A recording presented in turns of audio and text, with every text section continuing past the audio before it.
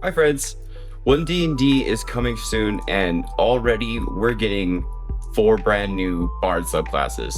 Now only one of them is really brand new. 3 of them are reworked older subclasses, 2 of them from the player's handbook, and 1 of them is actually from Xanthar's. But the brand new subclass, it's like they were reading my journal. I'm so absolutely hyped for it. It's called the College of Dance. We're gonna go over all the abilities of all of them here soon. First thing though, this is open beta still, so all of this is subject to change, but this is still the closest thing that we have to what is technically like 5.5. All this is still like official D&D, straight from WotC, and even better, it's actually good.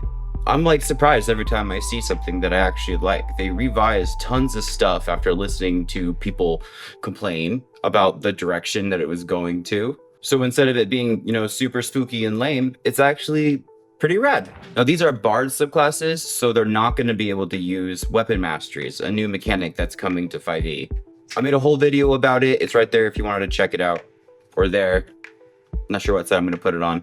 There'll be chapters below if you wanted to skip around. And also, if you like this video, I'd really appreciate a like and subscribe. It really helps me out. It's the best way to support me. And if you really wanted to help me grow, the memberships below, everyone on the membership gets to see all my videos before they come out. I don't paywall any of my content. All of it will be out on a schedule, but the members get to see it first.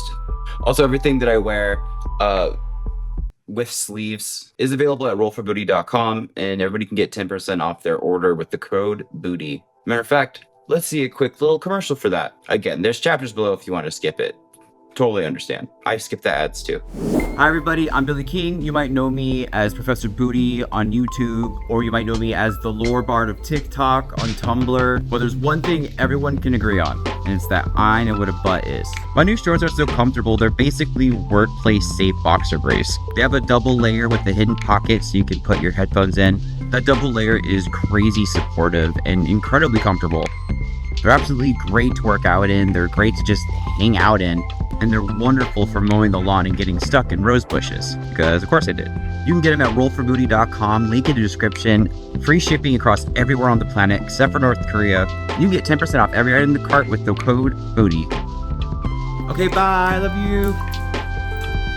One Dnd's brand new Bardic subclass is literally everything that I was asking for. The College of Dance is a bard that uses dance moves in place of using instruments. And for real, this dancer class is exactly what I wanted. You can add your charisma to your AC, you can pirouette people in the neck when you inspire. It gives you tons of control aspects at the same time. And it's just a ton of really awesome new flavor that I'm surprised we haven't had from, an official source book. Dancer is like my favorite class in Final Fantasy.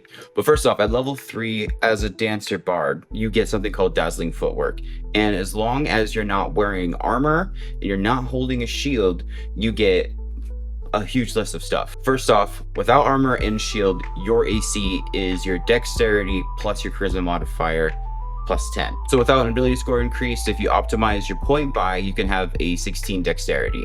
I really like that kind of monk tie-in, but even to go further with a monk tie-in, your unarmored attacks are the same as your bardic die. So your inspirational bardic die at this point is a d6. All of your unarmed attacks, your punching, your fun flips and kicks, they're all d6s as well, and they'll grow as that die grows too. So you'll be able to be scissor kicking around and doing d12s at the same time, which is very rad. But even cooler, with agile strikes, you're able to do an unarmed attack at the same time as you spend a bard inspiration. So during an action, bonus action, or reaction, if you spend a bardic die, you're able to get off a free punch. This is really cool, but spoiler alert, we're not going to be getting second attack. So this is kind of our second attack, and we get it at level 3. So also at level 3, we get something called Inspiring Movement. If an enemy ends their turn 5 feet from an ally of yours, you can spend a bardic inspiration die and a reaction to move half your speed, and then you get to move your ally 5 times your bardic die roll. That's a lot of words, so it's kind of like, let's break it down. So an enemy moves right next to an ally, maybe they attack, maybe they do their taxes. Whatever it does, it ends their turn. You now spend your reaction to move wherever you want. Maybe it's up to the bad guy now. And you can roll your bardic die, which is a d6. So you roll a 2. You now can times that by 5, and that's how many feet your friend can bounce. Now, both these movements don't provoke opportunity attacks. And because you just spent one of your inspiration dies, you get a free attack. So you can sock that guy in the face. There's no cap to doing this trick. As long as you have bardic inspiration dies and you have a reaction on that turn, you can just pivot people around the map as much as you want. The only caveat is they have to be 60 feet away from you, which is far. Okay, here's where it gets kind of broken. At level 6 with leading evasion, notice it's level 6. It's evasion a level before everyone else gets evasion. If you have to make a dexterity saving throw where you would have to take half damage if you save, full damage if you fail, like evasion, you don't take any damage if you pass the save and half if you don't. But what's really killer about it is you get to share that evasion to anyone 5 feet away from you. It says any creatures 5 feet away from you that have to make the same dexterity saving throw get to share that evasion trick. But this only benefits them if they save. If they fail, they have to take the full damage. This means when you're playing a dancer bard, you're going to be wanting to move yourself closer to your allies. This goes against the D&D instinct where you don't want to group up. Because if you group up, a dragon's going to come by and breathe on you, and that sucks. But with this bard, you want them to be close to everybody so that you can help them pass their save. And to break it even further, tandem footwork lets you roll your bardic inspiration die and increase everyone's initiative roll by that number. So once you have to roll initiative, you get to choose whether you get to spend one of your bardic inspirations, and you can choose as many people as your charisma modifier to gain a bonus to that initiative roll based on your roll. And since this is spending inspiration die, if you're close to someone you'd want to hit, you can throw punch them for freezies.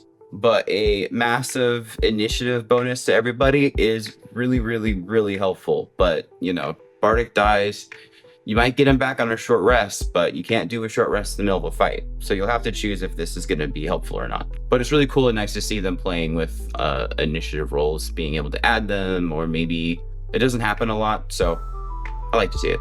And at 14th level, you get something called the Irresistible Dance. You're now able to cast Otto's Irresistible Dance for freezies once a long rest. You always have it prepared.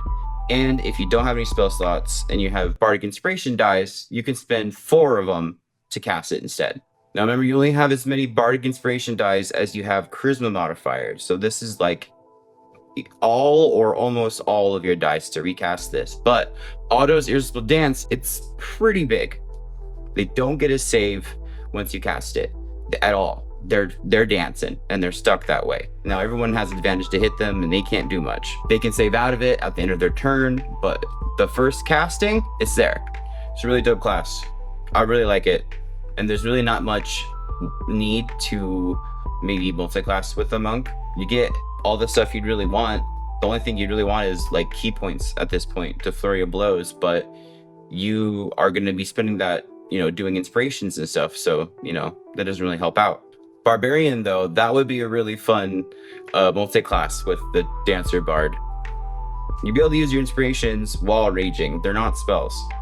So all these control moves, all these free attacks, they'll all be, you know, ready to go if you wanted to mosh around.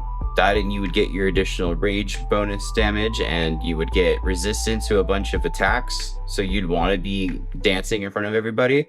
That'd be a really sick combo.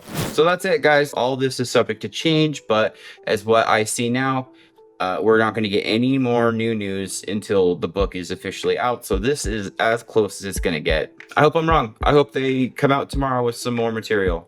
That'd be sick, actually. Remember, everything on the Roll for Booty store is free shipping across the entire planet, except for North Korea, because they know what they did. And everyone can get 10% off every item in their cart with the code BOOTY. Oh, we're also doing a live play D&D show with Obajima Tales of the Long Grass from 1985 Games. It got kickstarted like in a day. It's not out yet. They're still doing these really amazing podcasts where the writers are all getting together to flesh out all the leftover holes. It should be out really soon, though. It's inspired by Studio Ghibli films and inspired by Legend of Zelda, and it's just very fun and very cute, and we're having an absolute blast. We're gonna be having a guest star on our next episode, so please check that out if you can. The whole project means a lot to me. We're having so much fun with it. And I want to thank all of my sponsors, but especially those guys right there. Anybody in the adventure tier or higher gets put in the ending credits, and they also get put into a raffle that pulls every Sunday. Joining the YouTube memberships is the best way to support me and this channel, but the easiest way is to just give me a like or subscribe. I really appreciate everything, guys. Thank you so much. Bye, I love you.